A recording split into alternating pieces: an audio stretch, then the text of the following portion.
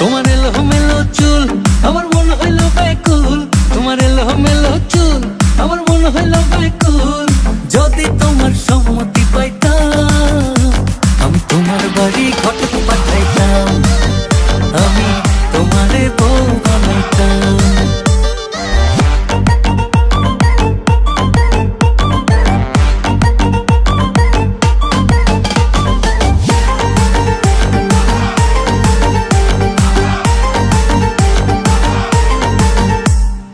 আসা যাওয়া পারা পারে লাগছে